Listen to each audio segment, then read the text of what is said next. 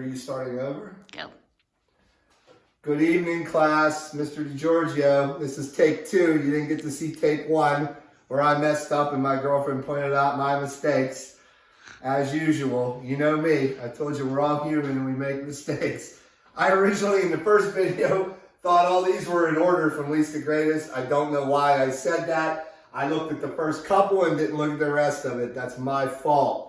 But before I get into this and redoing what I had originally filmed, which you'll never see, I want to tell you what's going on. This is the last review on mean, median, mode, and range. We're going to go into, on the 14th, which is Tuesday, I guess officially Thursday starts your spring break. On Tuesday, when you're supposed to be coming back from spring break, we're going to start back into the book. Now, I know you don't have your books at home, and that's fine. You're not going to be able to get them. I get that. I don't even have my book. But I've been teaching this long enough to know where we left off and where we need to go. So we're going back into geometry, 2-dimensional shapes.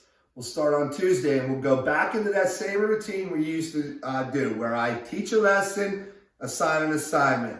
The next day I review the assignment, and you take an exit ticket. All right, there'll be a video every day. They're not long, they're only about 15 minutes, according to my girlfriend when she's done filming them. So anyway, back into this. This is practice still. This is what we're doing. Oh, by the way, more and more kids are logging on. We're getting there. There's still not 100% though, and there's probably 15 students out there that haven't logged on at all. So if you know one of those students, you might want to say, hey, have you logged on to Mr. D's classroom yet? He's keeping track.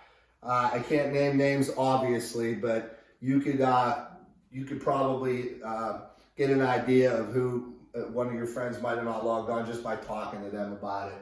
All right, so what I did originally in the first video that you're not going to see, that I thought these were in order and I started teaching. Well, I was wrong. They need to go least to greatest. I started here and I thought, oh, they're going up nicely, so don't worry about it. But they're not. 7, 20, 25, 30, 33,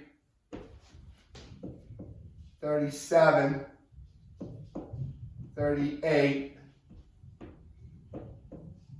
40. Notice I'm crossing them off as I go to make sure I do them all. There was 9 up there. 1, 2, 3, 4, 5, 6, 7, 8, 9. There's 9 there. And if you're wondering where I'm getting this, I kind of got ahead of myself. These are the worksheet.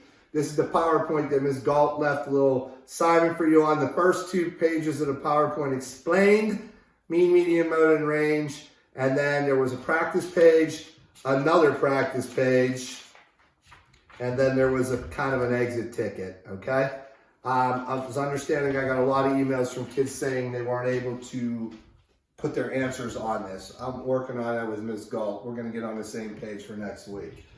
All right, so now that they're in order, you need to find the mean. And Ms. Galt gave you little easy worksheets with 2 options for an answer. 50-50 shot at getting it right.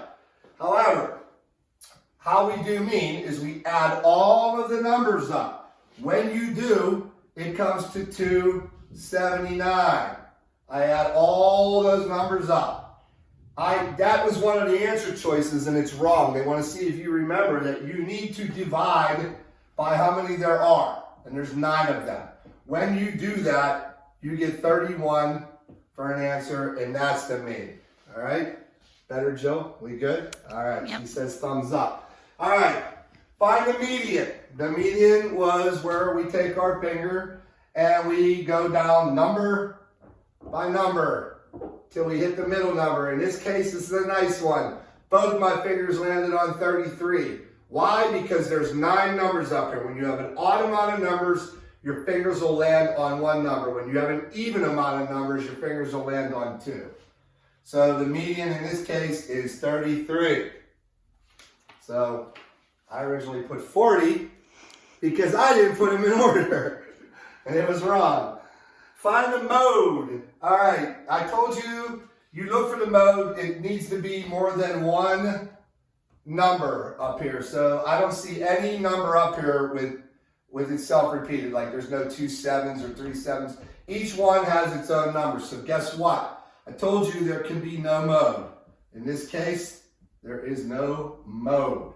And range is the simplest one, where you take the largest number and subtract off the smallest number, and you get 42. The other choice was 49. They wanted to see if you're going to subtract it off. Pretty simple. That was the first worksheet. Practice 1, it said. All right, practice 2. I don't have anything to erase with. So, I guess I'm erasing with my hand. All right.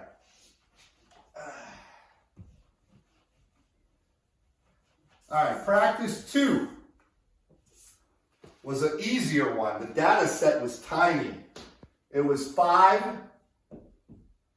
3, 10, 3, 2, 1. This gauntlet was pretty soft on you guys with this one.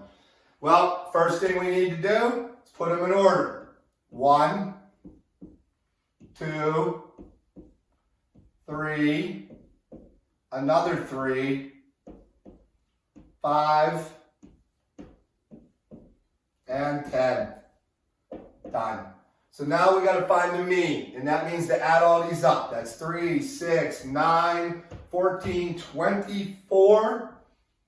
And we divide by how many there are. 1, 2, 3, 4, 5, 6. We divide 24 by 6. We get what, guys? 4, right? All right. That's the mean. All right, the median. Here's where it's going to land on 2 numbers. My fingers are going to land on 2 numbers. Why? Because there's an even amount of numbers up here. 1, 2, 3. They land right in the middle. But the best part about this is the fact that they're both 3s. Do you really need to add 3 and 3 together and divide it by 2? Guess what? It's going to be 3. So 3 plus 3 is 6. Divide by 2, it's 3. When both numbers are the same, that is the median. So that one was easy. Mode. Same deal. There's a mode here. And it's 3. It's the only number repeating itself more than once. And finally, range. Highest number minus lowest number comes to 9. That is your range. Okay, that one was an easy one. I hope you got that one right. Then we went on to the final page, which was the one that said mean, median, mode, range, exit, ticket. Even though I'm not going to grade this one, that's going to change next week though.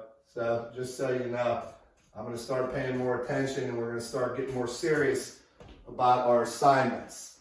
All right, so she wanted you to find the mean, median, mode, and range. What a surprise. So the number set is 8, 2, 12, 0, 3, 5. And I have to put them in order from least to greatest.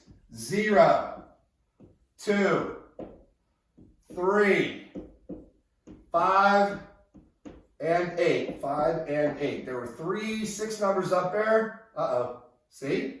I missed one. 12. So there should be 6 down here. All right. Now that we have them in order, the mean is the total of them. So this is 20, 25, 28, 30. That's not the mean. That's the total of these. Divided by 3, 6. Your mean in this case should have been 5. All right? The median. 1, 2, 3. And remember, there were 6 numbers up here, so my finger's going to land on 2 numbers. Now I have to add 3 and 5 together. That comes to 8. That I divide by how many there are, which is 2. And my median is 4. The mode, I'm looking for a number that repeats itself up here. Guess what? No number repeats itself. No mode. And finally, oh my God, they could have made this one easier. The highest number minus the lowest number is 12, and that is your range. All right, I'm sure you're sick of looking at mean, median, mode, and range. My girlfriend's shaking her head. Yes, she understands it now. I've had a few parents actually respond to me and say my videos are helping them as well, which is kind of cool that parents are actually posting about watching my assignments and actually learning this stuff. I'm sure most of your parents haven't done this stuff since they were young kids in school as well. Quite frankly, if I didn't teach it every day, I'd need a refresher on it as well. All right. Okay. So that's that. Now remember, tomorrow's Wednesday. I think Ms. Gold posted another assignment for you to practice. You can practice it and submit it. I'm pretty sure she did. If she didn't, then don't worry about it. But if she did, post it. Please post, because I'm going to go through everybody's assignments that turned them in over all the last assignments and make sure that you at least logged on one time. If you did, you'll get credit. If not, the names of those people are going to the principal to find out why you haven't been logging on. Okay? And like I said, there's probably 15 kids that haven't logged on at all. I think that number might change. So work on that, and then you will not hear from me Thursday until next Tuesday. Next Tuesday will be a day when you get up and it's like officially like a school day. As of now, that's the way we're going with this. It could change, but I don't think it will. We'll get up on Tuesday. I'll post a lesson, give you an assignment. Then Wednesday, I'll go over that assignment and give you an exit ticket, which I will grade. All right? And then we'll do the same thing Thursday and Friday. And like I said, we're going back to the topic of two-dimensional shapes. I'll probably do a review of it first for you to go back through parallelogram, triangle, and trapezoid. Those were the three shapes. The other tricky part to this is composite figures. We were in the middle of that, I think, when we left. Composite figures are tricky and hard, and we're going to do that, okay? And then once we get through the two-dimensional shapes, we'll move into three-dimensional shapes, all right? And the three-dimensional shapes are a rectangular prism, and that's finding volume and surface area of it, and then we'll work a little bit on the triangular prism, not much though, okay?